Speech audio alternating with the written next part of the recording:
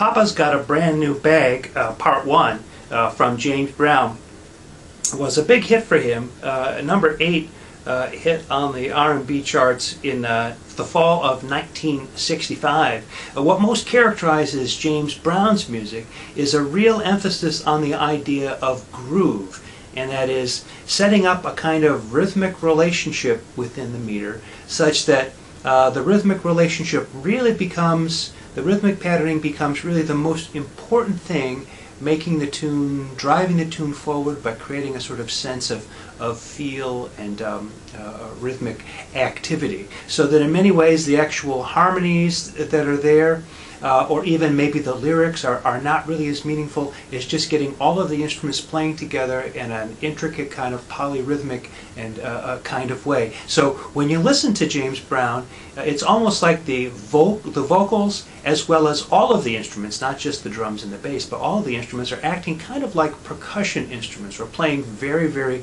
rhythmically, that being maybe the most important thing. And famously, James Brown's bands being extremely tight. So it isn't just that they're playing rhythmically, but they're showing off at how together the ensemble can be as it plays.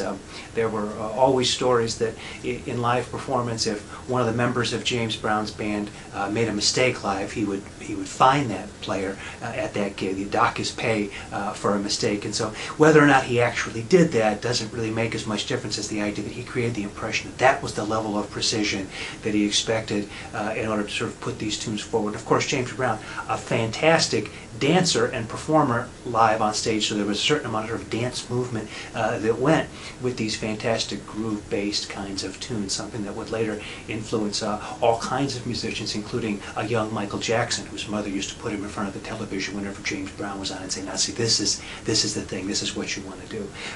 So anyway, this tune, in 4/4 time, again with this fantastic groove. We've got guitar, bass, drums, lead vocal. We've got horns. The tune is a simple verse form. You get 2 verses, each of them 12 measures in length, basically following a 12-bar blues format. Then you've got a bridge that's inserted that really is over just 1 chord, 8 measures of him talking about various dances, and then 2 more verses, verses 3 and 4, that are pretty much just as before, and then a coda that sort of keys off the material from the bridge. So not a lot of different musical material here, but the idea is that if the material is good and the groove is right, it sort of propels itself along. And of course, when you would see James do this tune live, there would be a whole visual dimension that would go with this. A fantastic example of what was happening in James Brown's music in the 1960s.